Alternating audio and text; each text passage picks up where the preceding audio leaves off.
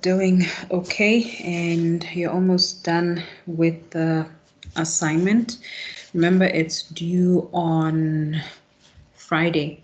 Okay, so what we're going to do for submission of the assignment is you guys can email them to me, but not everybody in the group should email them. I just want one submission per group.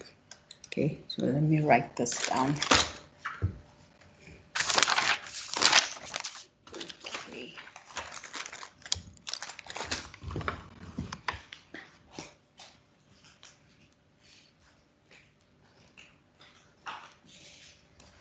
So you can send it anytime before Friday.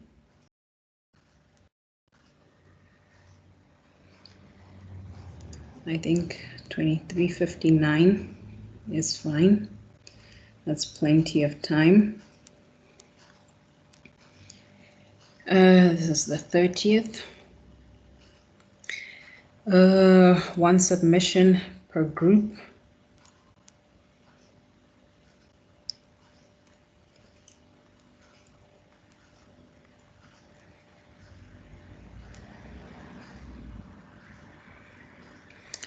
So you email it to me. My email lkwa@nust.na.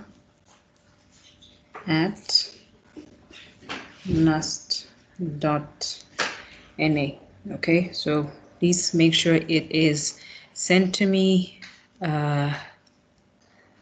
by that time. So if there's 6 of you in the group, only one email, okay? And all your names plus student numbers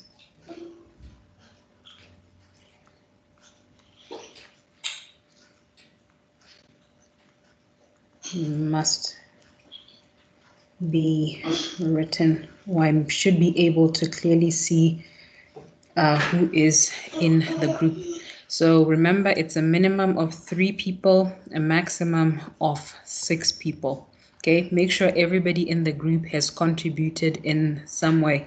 I know some people are waiting for Friday to say, can I join your group? Ask them, what were you waiting for all this time? Okay, we've already done all the work. We're not just gonna put your name here. Okay, so that is it about the assignment. I think that is clear. Please make sure it is submitted on time. Is that fine?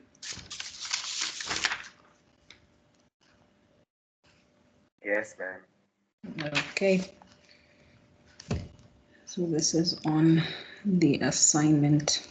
Because I've been getting questions. If you're done, you can already submit it.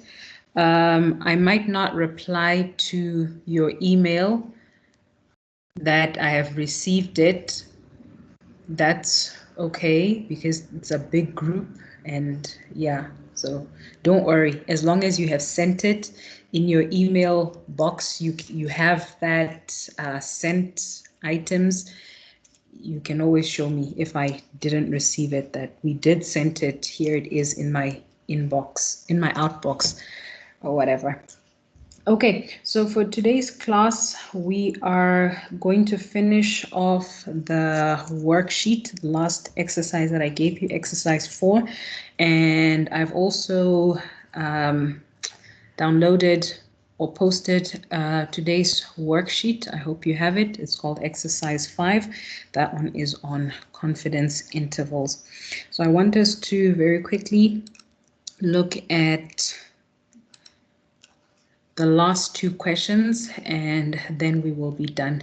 So we were supposed to do number 3. I hope you can see my screen.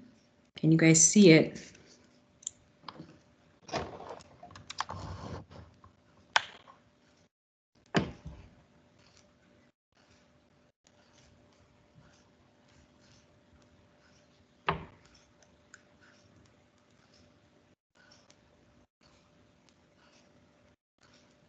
Can you guys see my screen? Yes, we can, ma'am. Okay. Right. So number 3 says of the total 40 graduating honors students at NUST, only 6 are planning to proceed and do their masters.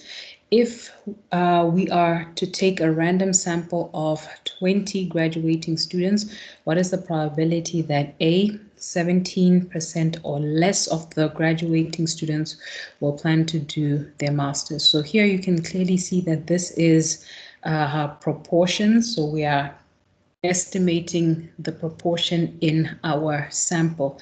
And we say that the way we do this is similar to the way we did it with the mean, where we would state our range for X bar. We would standardize, we would read from the standard normal table, and then we would give the probability. So when you have this question here, this is number 3, what you need to do is write the information that you are given. So we are told that pi, this is the population parameter. So how many students altogether out of all those who are graduating? We are told that pi is equal to 6 over 40. So you can write that as a percentage, as a decimal, as a fraction. It's fine. So this is pi, not p, because that is the population. We're told that there are 40 who are graduating. So 40 is the population. Then we've picked a sample of 20 students. So small n is equal to 20. Now we are asked to find the probability that p is less than or equal to 17%. Now 17% is just 0.17. Okay, so now that we have this, what we do is we standardize P so we can read the Z score from the table. So this is the probability. When I standardize P, I will get Z. This is less than. We say P minus our pi, so it's minus 6 over 40. Then I divide this by, I have a very big square root here, and everything in my denominator is going to go in the square root. So I have pi multiplied by 1 minus pi. So I have 6 over 40 multiplied by 1 minus 6 over 40. And this is divided by n, which is 20. Okay, so I just want to close my brackets nicely. So it's a very big bracket like that. So what I got here, this is Z is less than or equal to 0.25. Okay, so that's what I have. Z is less than or equal to 0.25. Then I'm going to find this on my normal table. So just to illustrate, this is what I will be looking for on my standard normal. So 0 is right there in the middle. 0.25 is over there. So I'm looking for the probability that Z is less than this value.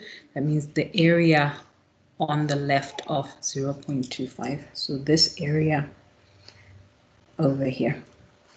Okay, so I go to my standard normal. So this is the cumulative one, which is the one you'll be given in the test. So I want to practice as much as possible on it. So we're looking for 0.25. So I look for 0.2 in this column. Here is 0.2. Then this is 0.20, 0.21, 0.22, 0.23, 0.24, and then 0.25 is over there.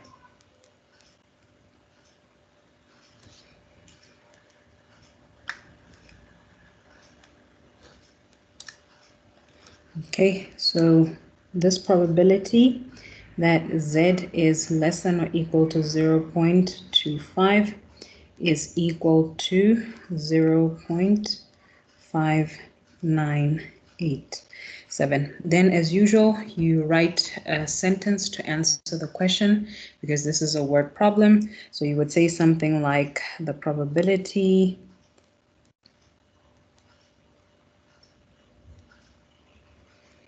that 17% or less of the,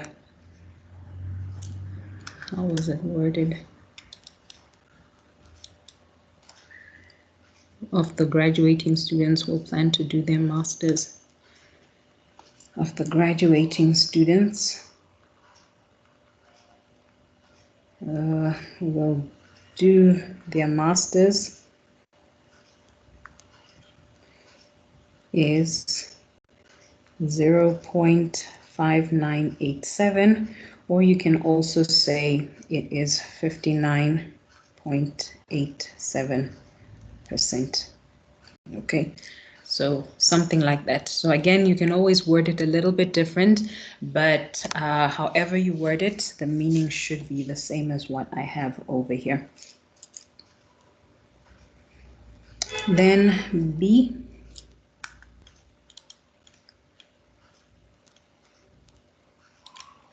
B says 20% or more of the graduating students will proceed to do their masters. So we're looking for the probability that P is greater than or equal to 20%. Okay, and we know that 20% is just 0.2. So this is the same as the probability that P is greater than or equal to 0.2. Then as usual, we standardize. So P, here I have Z. This is greater than or equal to. When I standardize, I have 0.2 minus pi, which is 6/40. You can always convert that to a decimal. And then I have my big square root. I have 6/40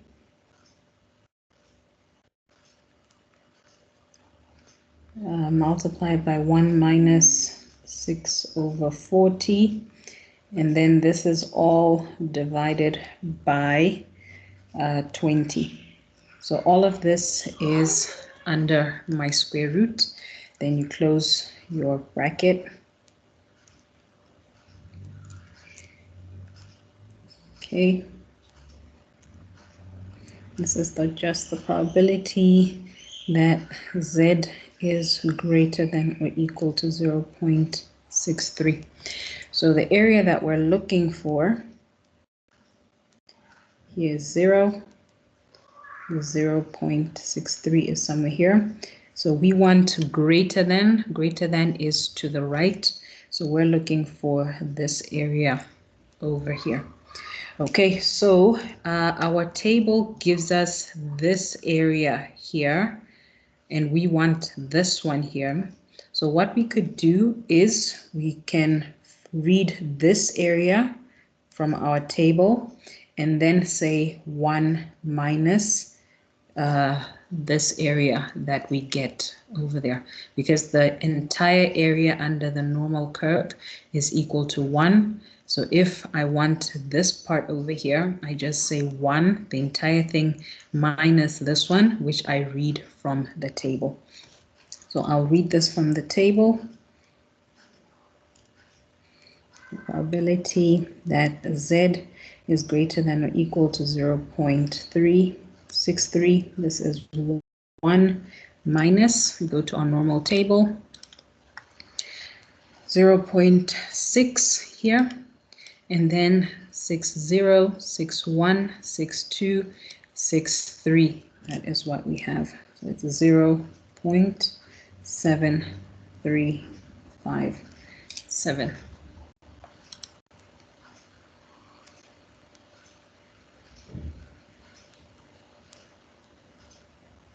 Okay, can work this out.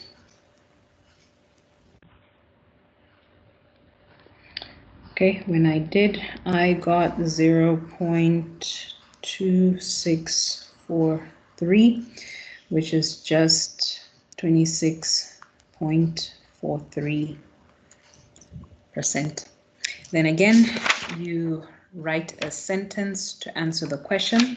So I'll leave that to you. So this was homework. So I hope you've already written a statement to answer the question. So you would say something like, the probability that 20% or more of the graduating students will proceed to do their masters is 26.343%. Then the last question, number 4.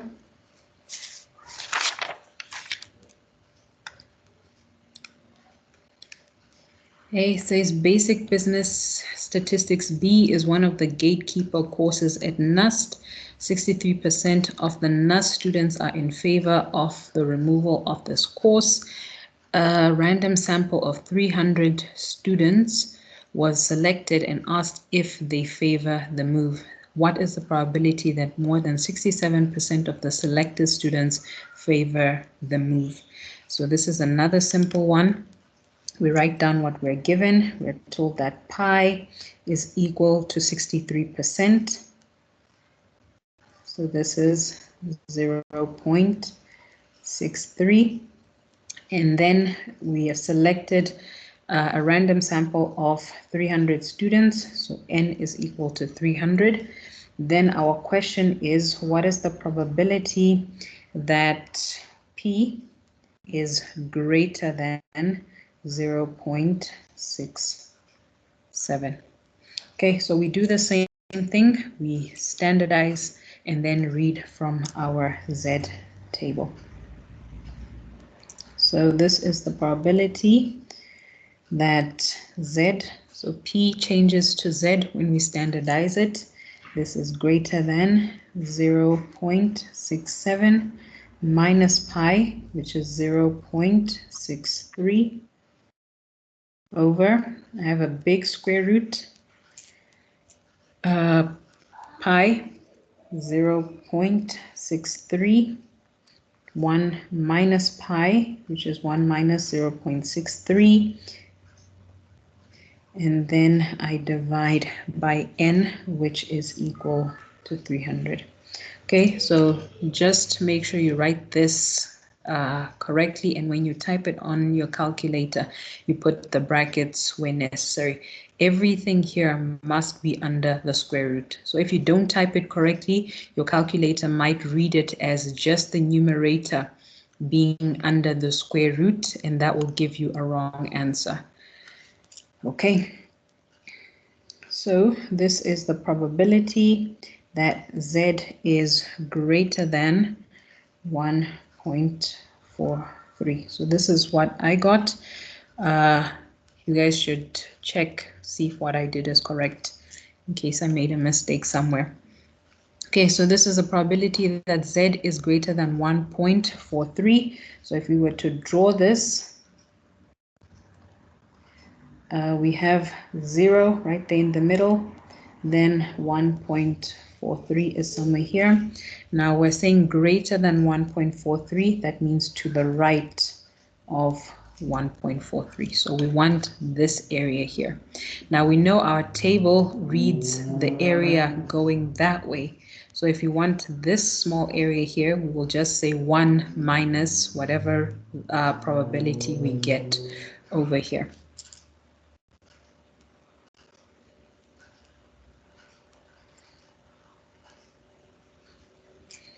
So the probability that Z is greater than 1.43, we need to go to our table. So this is our table. We look for 1.4. There it is. Then this is 1.40, 41, 42, 43. That is the value that we get. So we will say 1 minus 0.9236. So that is what we will say. And when you work this out, I got 0.0764, okay, which is the same as 7.64%. Then again, you need a statement to answer your question. So you can say something like the probability that more than 67% of the selected students favor the move is 7.64, or is it 63%? Yeah, so that's what I got. Okay, so before we move on, do we have any questions? Or we've done this topic justice.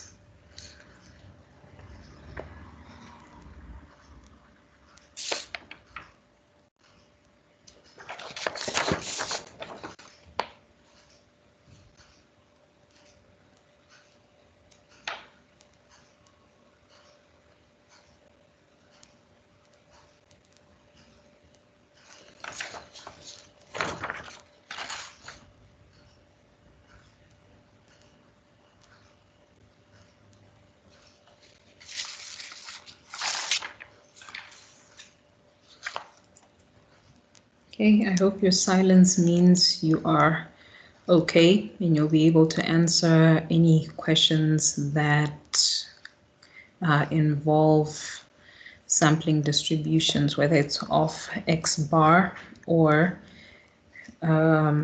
P. Now, our next unit is on estimation.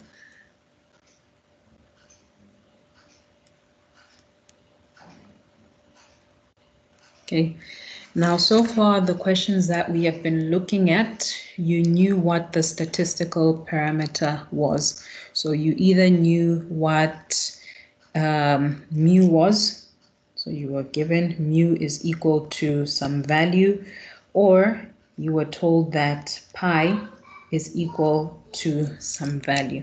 But in reality, you will find you don't know what mu is, because that is usually why you conduct a sample. You want to find out what's happening in the population. So if you noticed in the questions we're doing, we already knew what was happening in the population and we wanted to work out what's happening in our sample.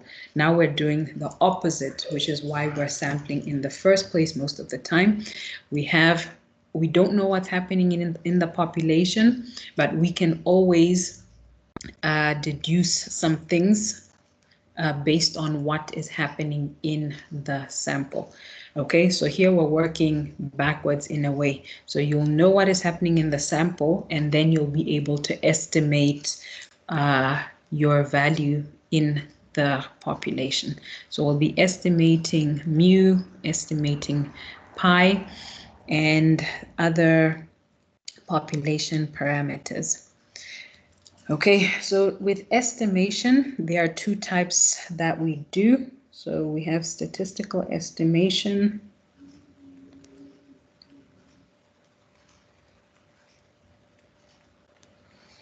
There is the point estimation.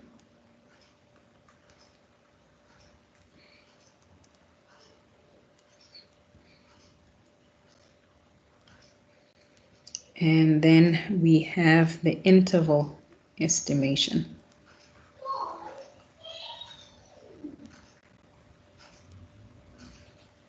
Okay, now with the point estimation,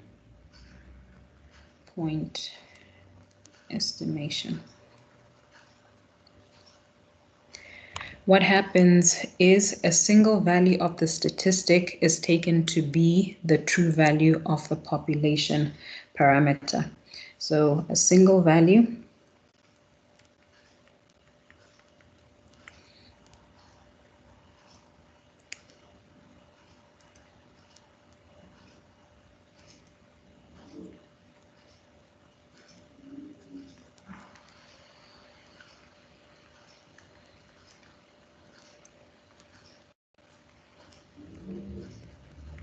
to be the true value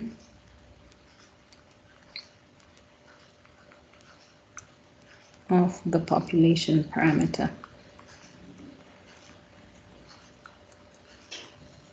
So here what this means is if I wanted to estimate the average age of Namibians, what I would do is I would take a sample of some of the Namibians, and then whatever average age I get, I will say, okay, that is my estimate for the average age of all Namibians.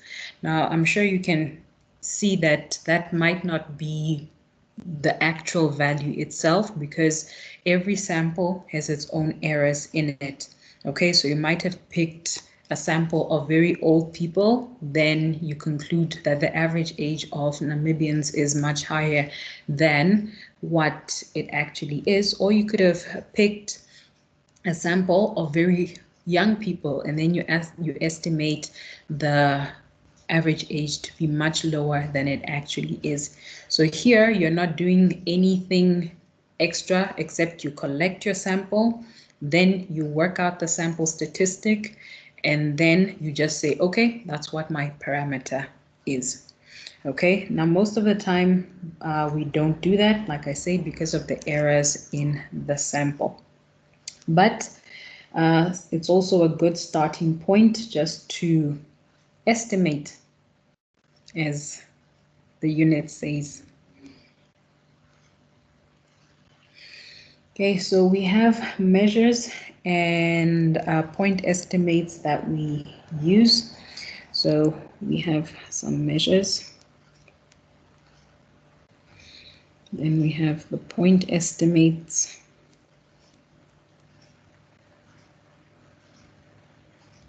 And then we have parameters.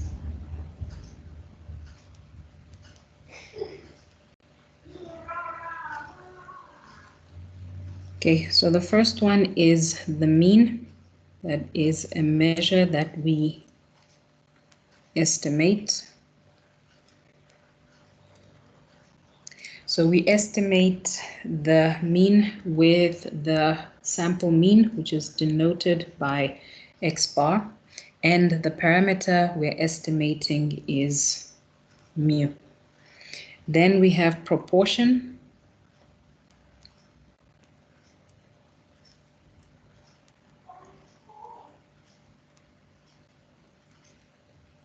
Which is estimated using P. So in some books you might see P hat, but it's the same thing. And the parameter we're estimating is pi. Then there is the standard deviation.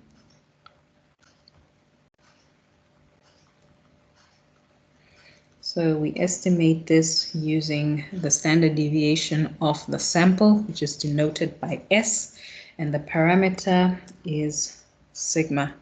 Then also the variance estimated using S squared. So if you have the standard deviation, all you do is you square it, you multiply it by itself, you get the variance. If you have the variance, you can always get the standard deviation by taking the square root. And this variance of the sample estimates sigma squared. Okay, so we need to know how to calculate the mean. So the mean,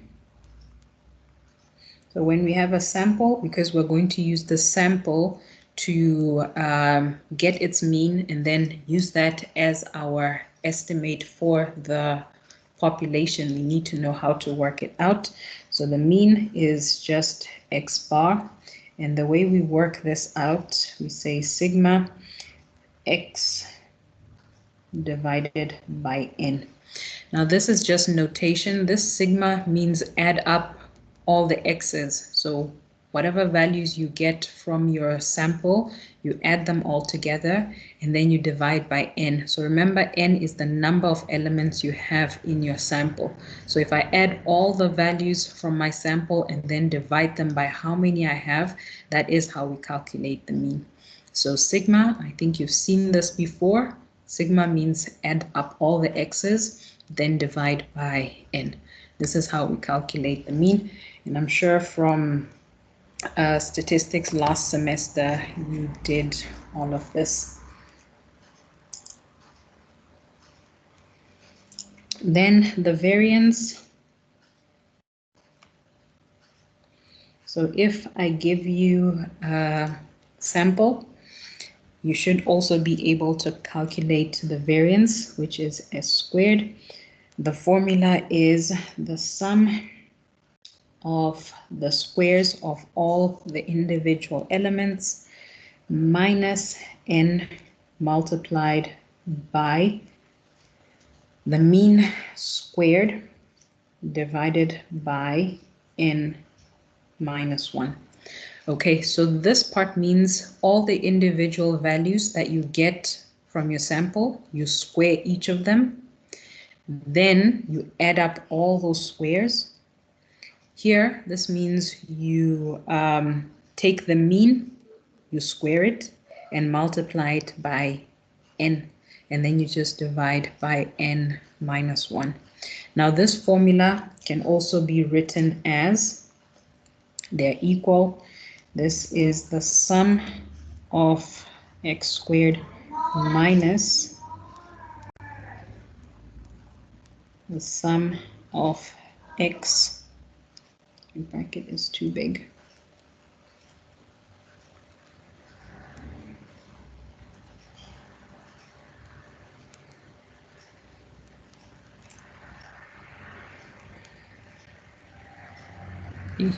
so both of these will give you exactly the same thing. So this one here, what are we doing? We take our individual values, we square each of them, then add them all together, and then we'll be subtracting this, the sum of all the values. So we take all the values here, we add them up together, then the answer we get, we square it, divide by n. So you do this subtraction, then you divide by n minus 1. And these two are exactly the same. They will give you the very same answer. So I don't know, last semester when you were working out the variance, did you draw a table to work this out, or did you do it on your calculator?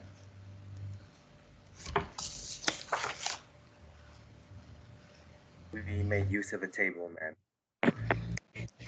Okay, that will take quite some time, especially if you have lots of values, because your calculator can actually do all this if you enter in all the individual values. So maybe in the test we'll want to see your calculations, and then you can just verify that using the calculator. So I can show you later on how to do it on your calculator. I think any scientific calculator, when you put it in stat mode, you should be able to do it. Okay, and then the standard deviation, which is S. This is just the square root of the variance, which is minus n x bar squared over n minus 1. So you just take the square root over here. So everything must be under the square root. And this, I'll put here, or S is equal to the square root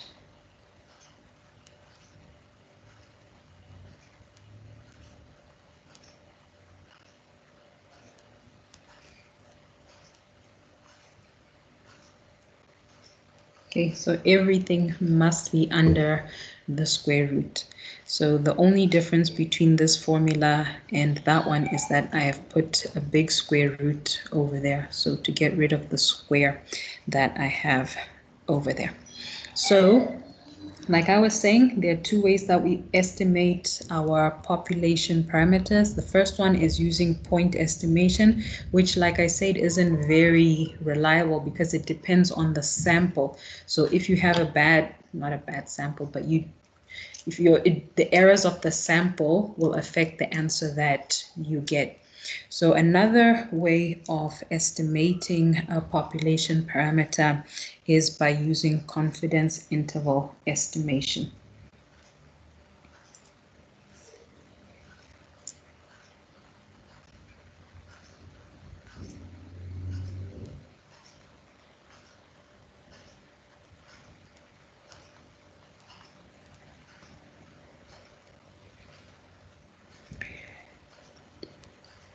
Okay, now in interval estimation, we give a range of values around a sample statistic. Okay, so we give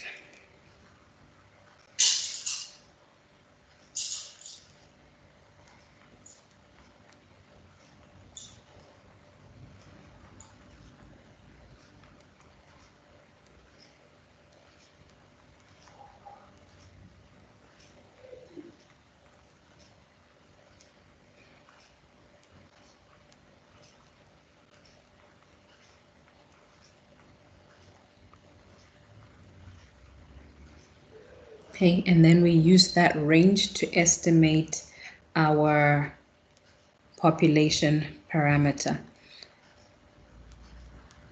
Okay, then the population parameter is expected to lie within this interval with a specified level of confidence. So we give a range, we say this is the range that the parameter lies within, and this is our confidence level. So we say that the population parameter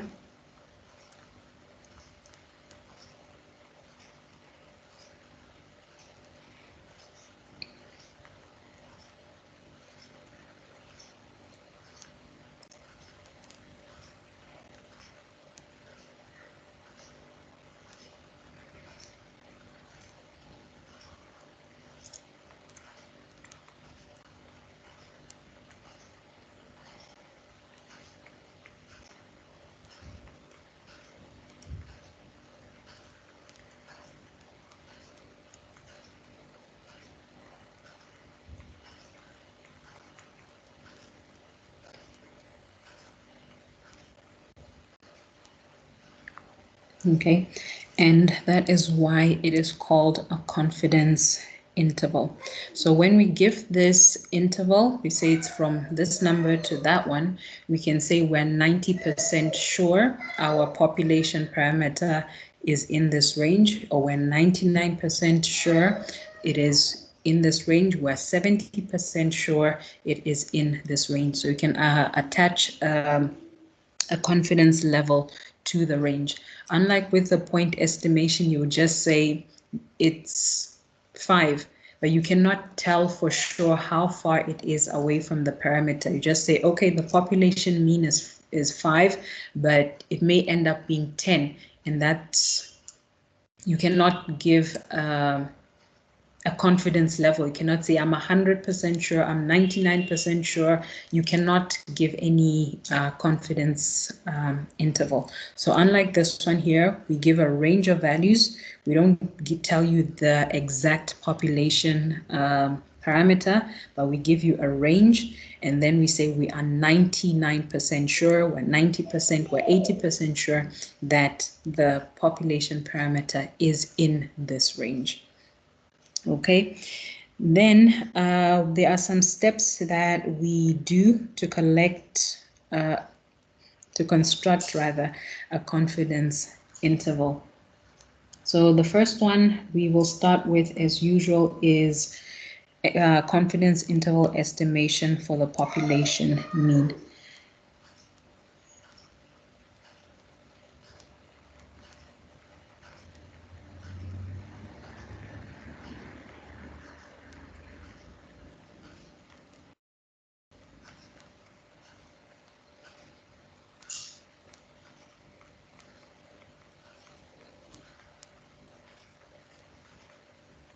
Okay, so here, let's say we have a sample and we want to estimate the mean of the population.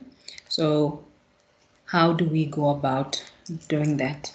So I'm sure most of you know already, because you should have done something like this in the assignment. Okay, now there are some steps that we follow. The first one is to collect a sample of size n.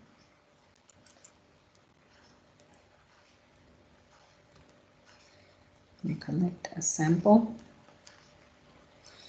Okay, so the sample will have a size n, so it's small n because that is the sample. So obviously there are some sampling errors which will occur because the whole population has not been studied. So remember what we talked about when we talked about the sampling errors.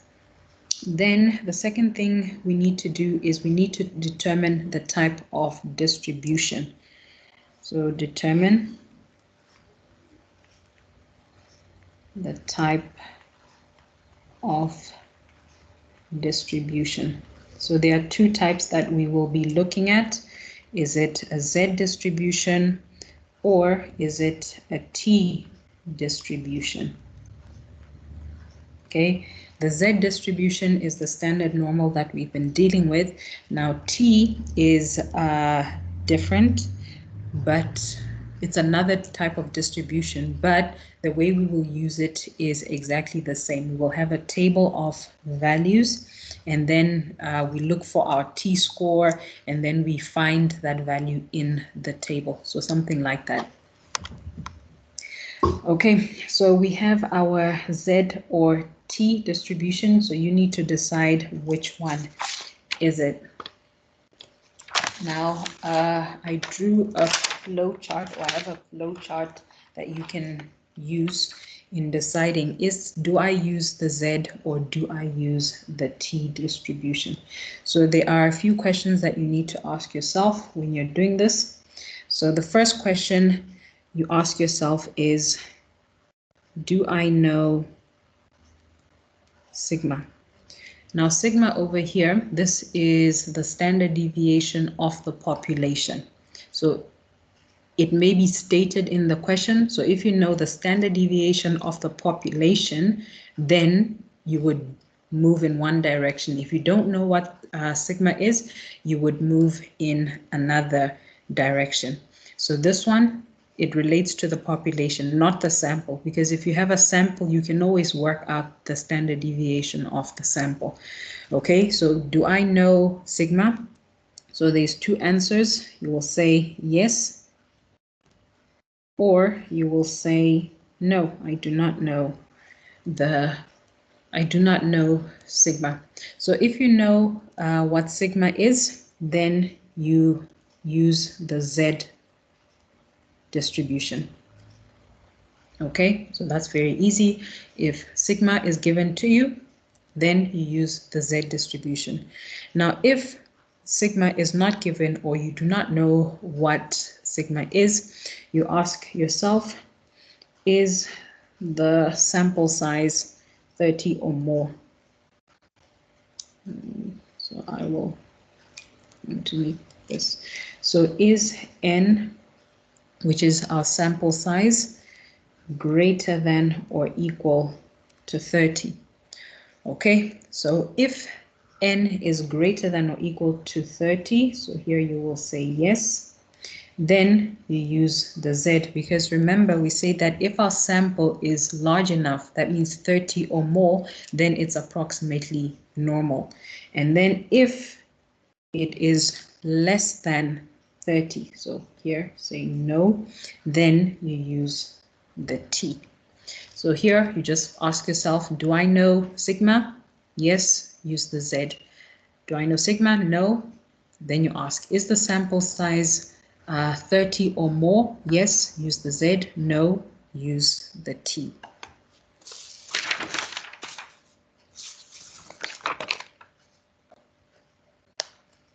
Okay, so that is step number 2. So step number 1, you had to collect your sample with size n. Step number 2, which is this one here, you had to decide, will I use a Z distribution or a T distribution? Now that you have determined what Z is, now that you've determined which one you're going to use, the next thing to do is to compute the sample mean. So here, step number 3, you compute the sample mean.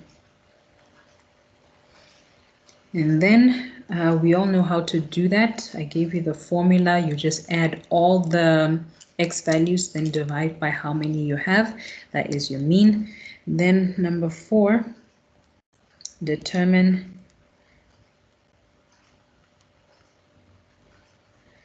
the value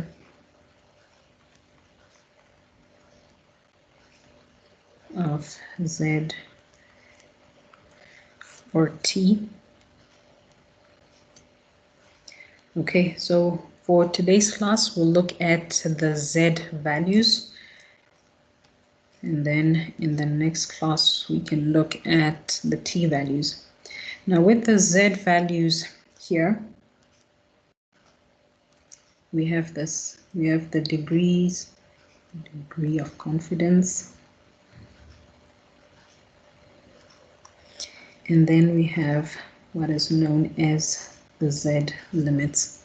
So if we want a degree of confidence of 90%,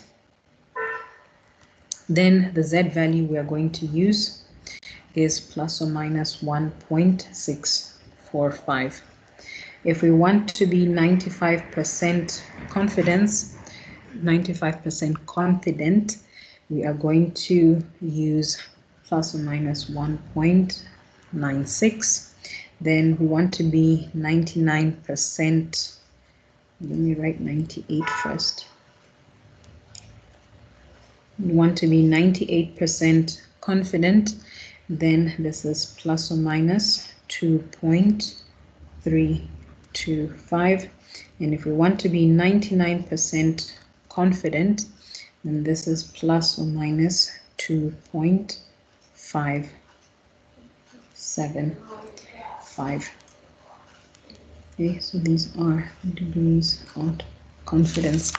Okay, so now you may be wondering, these values here, 1.645, 1.96, 2 point this, 2 point that, where do we get them from? Now here, what we're actually doing is working backwards from our table. So previously, we would know our z value, then we would find the corresponding probability. Now I know the probability, I have to work out the z score. Okay, so we can look at 1.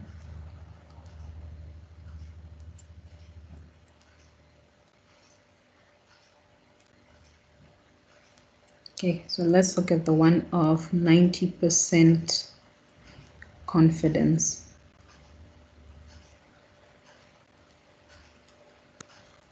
Okay, how we work this out.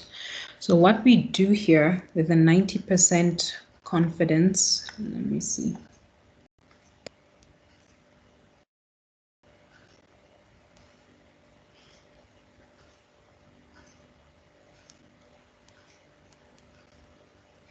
Okay, so we will say 1 minus alpha over 2. Oh, sorry, I'm writing, but you can't see what I'm writing. Okay, so we'll say 1 minus alpha over 2. And this alpha over here, this is what is left in order to make this 100%. So if I have 90%, it means that I have 10% left. And we know that 10%, this is just 0.1. So this is 1 minus 0.1.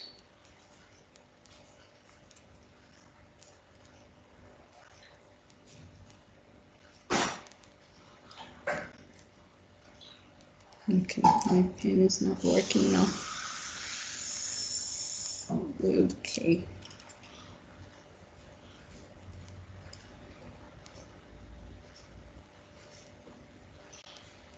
Over 2. 1 minus 0.05, which is, what do you get there? 0.95.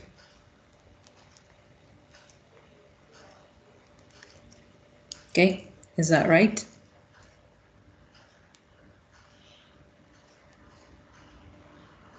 Yes, ma'am. Okay. Right, then what you do is you go to your Z table and then you look for 0.95. Okay, so we're looking for the probability 0.95. So if you look at my table, they are increasing. Here I have 0.6. The values are getting bigger as I go down. So 0.95. See, the closest values I have are these two over here. So I have 0.9495 and 0.9505. So here they're equally close to 0.95. So I can't really say I should take this one or I should take that one. So what I do is I will take the average of the two. Now this value over here, this is the Z score. So I'm working backwards, remember. Previously, I would start in this column and then go into the probabilities. Now I'm looking for a specific probability and then I go and read the Z score. So this value here, this is 1.601234 and this is 1.65. So because they are at an equal distance from 0.95, I would just take the average. So it may be, you may find situations where your probabilities, one is closer than the other, pick the closer one. But in this case, because they are at an equal distance from 0.95, then you would take the average. So I will add the two of them. So I say 1.645, 0.64 plus 1.65. So I will take the two Z scores, I will add them together, and then I would divide by 2. And this would give me 1.645, which is the Z score that we have in our table. Okay, trying to scroll up.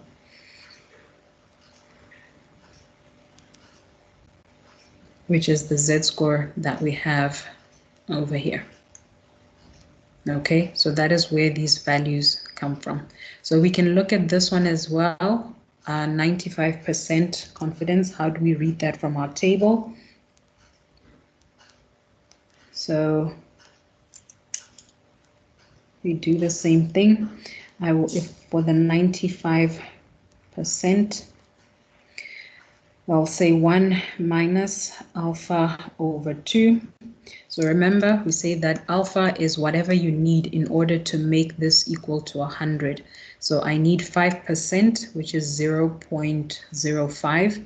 So I will take the 0.05 divided by 2. So I have 1 minus 0.05. I divide this by 2. And this gives me 1 minus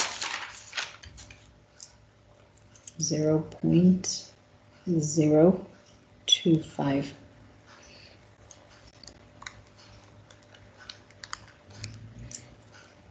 Okay, and this is just equal to 0.975.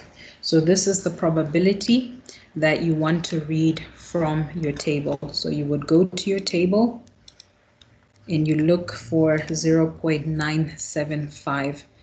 Okay, so here 9.5, here the 9.6, the 9.7s, and then here, and you can see this one is exact. So I don't need to look at the next one. So this is the exact one that I'm looking for. So I read the Z score. So it's 1.90123456. So the Z score here is 1.96, which is the same as what I have over here. Okay, so that is where all these values come from. So you can also try it with this one. So you want a 98% confidence. You'll just say 1 minus alpha. What is my alpha here? It is 2 because I need 2 in order to make this 100. So 2% is 0.02. You divide that by 2, you get 0.01. Then 1 minus 0.01. You find your probability, then you go to your table and then find it. If you cannot find it, you cannot find the exact value like I have over here, what you do is you look at the next one. Okay, so that means it lies between them. So if I wanted 0.75, if I wanted 0.752, it is between these two values because this is 50 and this one is 56 at the end. So 52 lies between there. So you would say which one is closer. If they're at an equal distance, then you would take the average of the two. If one is much closer than the other one. So for example, I was looking for 0.9751, this is closer. Or if I was looking for 0.9755, this one is closer. But if it's square in the middle, then just take the average of the two. Okay, are we fine so far?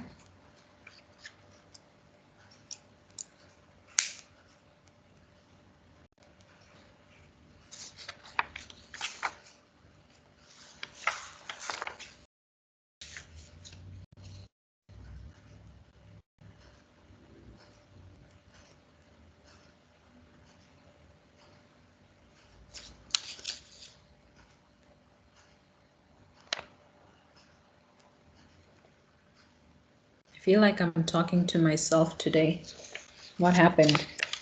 Or what's happening? Like for me personally, I think we're getting there despite the confusion towards the end. What's confusing you? For just to be honest, my foundation wasn't even good because I started doing statistics late, like due to registration rather. But then I've tried to catch up and I'm getting there. At least I started with everybody else. But yeah, like it's a bit confusing, so to say, the alphas and what's that? But yeah, I think I'm getting there. Okay. Okay, so please ask me if you have any questions because we're just starting and you need to make sure you understand what we're doing so far because we are just going to build on it. Okay, so the next thing we do is we have determined the Z values. So with the T values, we'll do that later. Then after you have your Z values, so it'll either be, most of the time, these are the degrees of confidence that we look at. So we say 90%, 95, 98, 99. Those are usually the common ones, but I've shown you how to do it. Even if I ask you for an 80% confidence interval, you should know, okay, if I want to be 80% confident, all I need to do is say 100 minus 80, which gives me 20. 20 is the same as 0.2. Then I subtract that from 1, and then the value I get, I go and find it on the table. That's all you will have to do. Then after we've determined our Z value over here, the next thing is we have to determine the standard deviation. So step number 5, determine the standard deviation.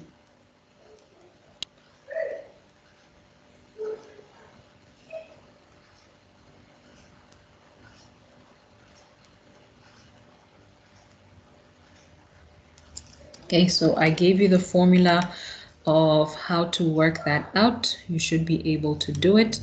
You can use your table. If it's given to you, there's no need to work it out. You just use it.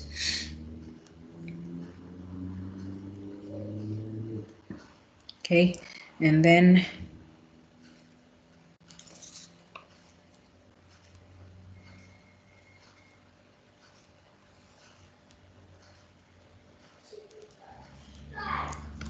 we can then construct, sorry, I should say the standard error. This is equal to sigma over the square root of n, or the standard error is equal to s over the square root of n. So in this case here, that means your sigma is given. In this case here, your sigma is not given, so you just use the one from your sample. So you determine the standard deviation, you have your standard error. Next is we construct the confidence interval.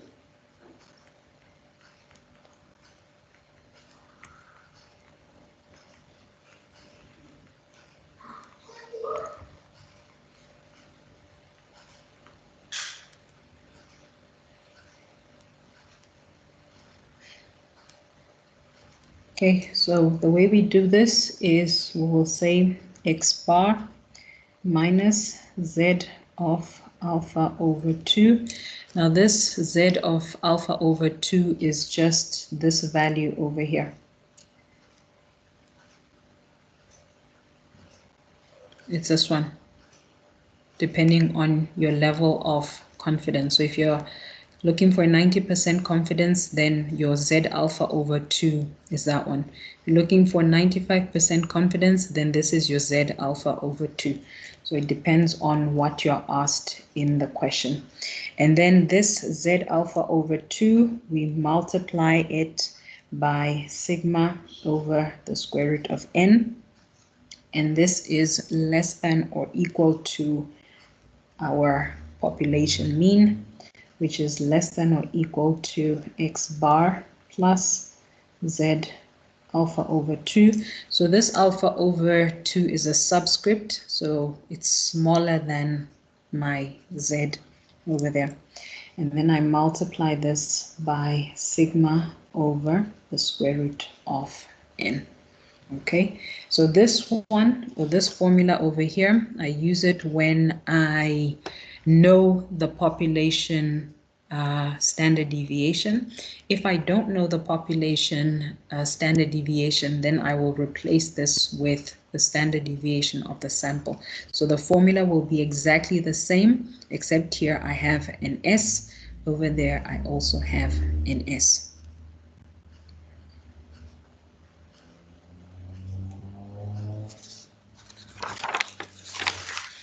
Okay, so let us look at an example. Okay, so I'll just write this one. This is when sigma is known. Otherwise, replace sigma with S. Okay, so let's look at the questions from today's worksheet.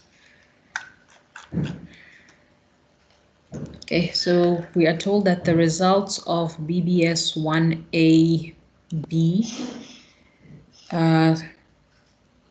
students, okay, sounds like there's some grammatical error here. Okay, so the results of this course are known to be normally distributed with a standard deviation of 6.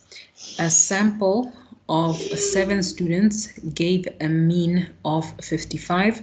Now, first thing we need to do is to construct a 90% confidence interval estimate for the true population for the BBS 1B results. Then we do the same thing, but we construct a 95% confidence interval. And then after that, we compare the widths of the two intervals. So like I said, I posted this worksheet earlier today. I also put it in the WhatsApp group, so you should have it. Now let us work this out. This is exercise 5. number 1. Okay, so we write down the information that we are given. We are told that n is equal to 7, and we are given sigma. This is equal to 6. So sigma is given to us, and we know that when sigma is given, we are going to use z. So it is a z distribution. Okay, so we know what sigma is. We will use z.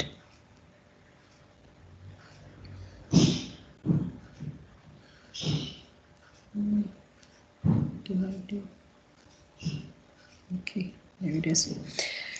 And then we are told that x bar is equal to 55. And because we want a 90% confidence interval, our z alpha over 2.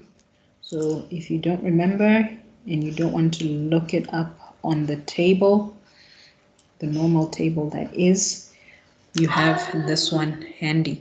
So if we want a 90% confidence interval, our z value is 1.645.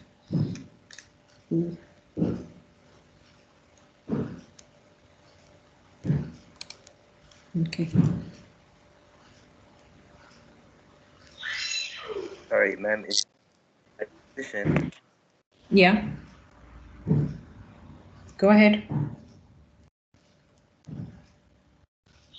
No, I was asking if your screen was in the right position because mine is stuck on. Is it not changing? No, it's not Is it- changing. What do you see?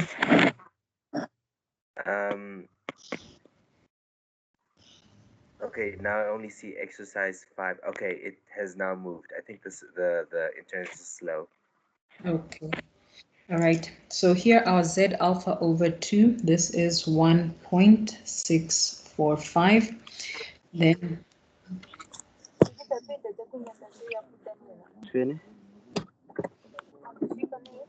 does somebody have a question?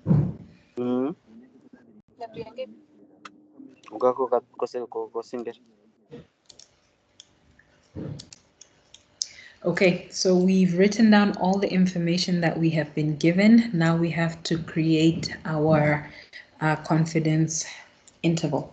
So we say to do that, the formula for creating the interval is just this: x bar minus z of alpha over 2 multiplied by sigma over the square root of n.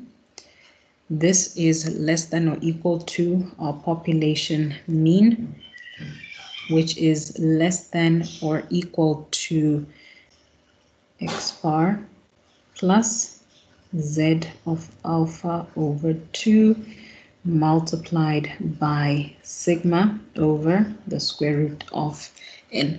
So we have everything we need. We know what the sample mean is. It's 55.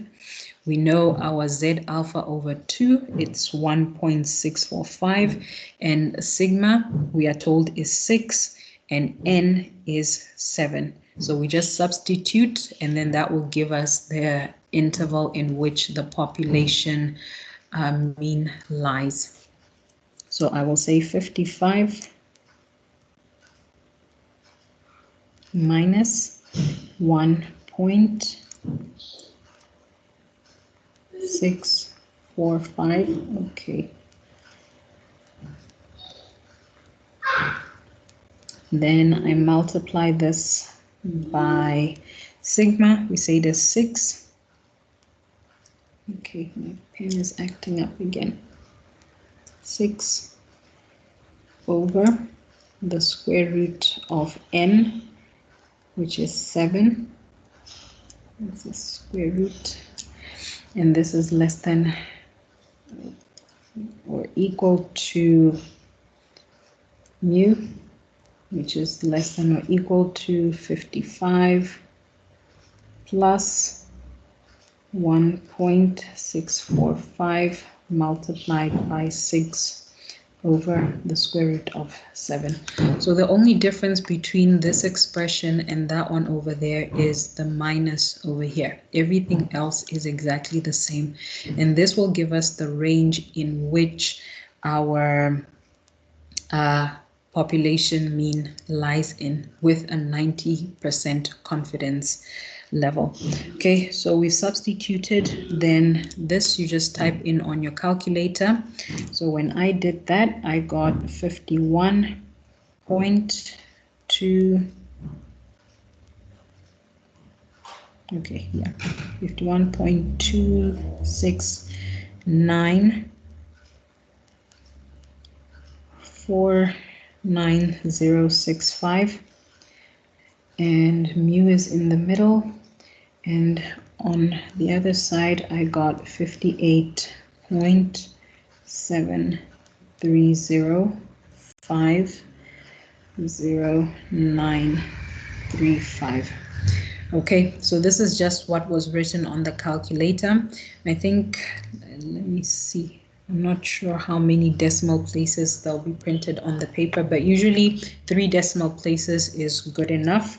So I will say 51.269 mu.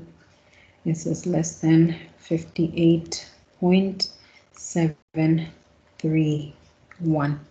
Okay, so here we have this confidence interval, but now what does it mean? How can we interpret this? And the way we would interpret this is we would say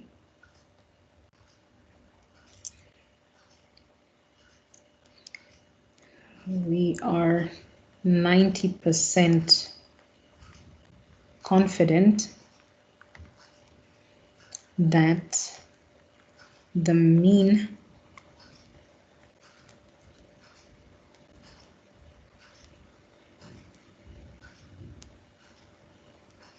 performance or the mean grade of all students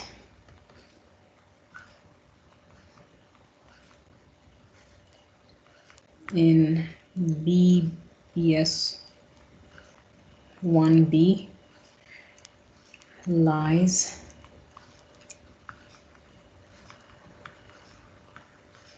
in the interval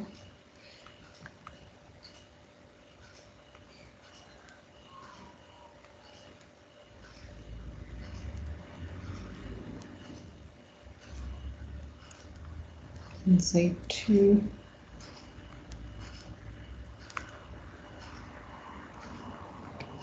okay, so we have this interval. We constructed a 90% confidence interval.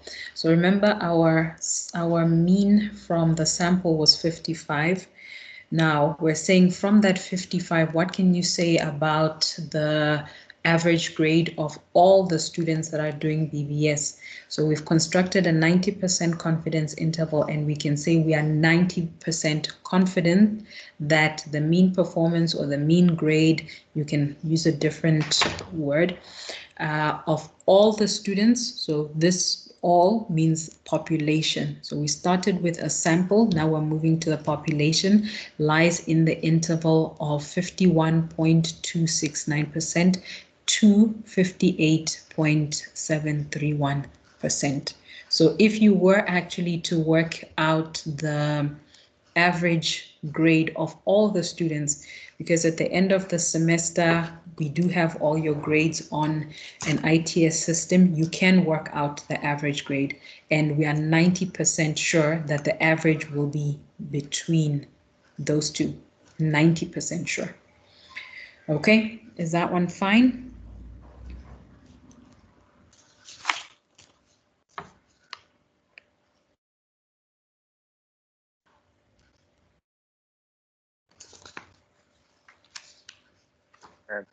Yes, ma'am. Okay. So very quickly, I just want to do the 95% confidence interval. So B, we want a 95%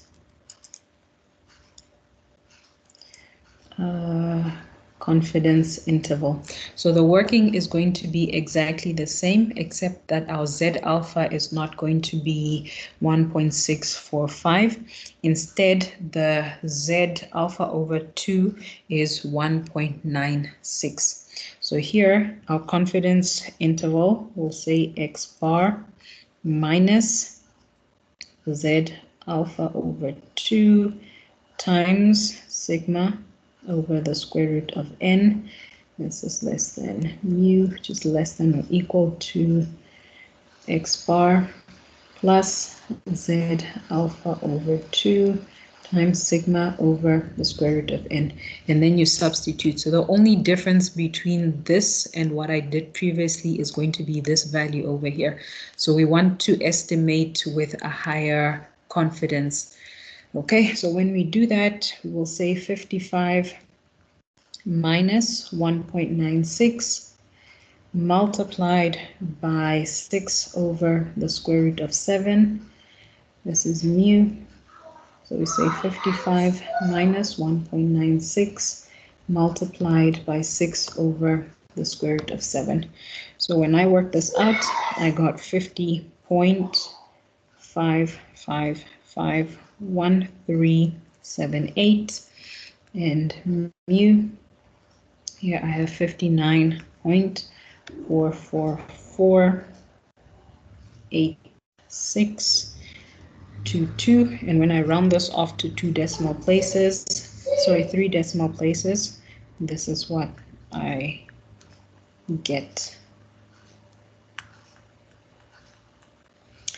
Okay, now if you look at this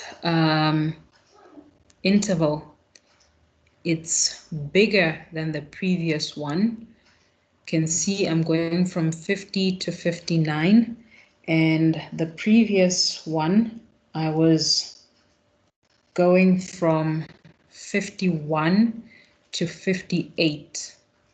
Okay, so question C, I want you guys to think about it, because we have to compare the widths. So the width of the interval will just be the upper bound minus the lower bound. So you will say 58.7 minus 51, that is the width of the interval. So you compare the two intervals and then let me know, why do you think if I am now 95% confident my interval has gotten bigger? Shouldn't it get smaller?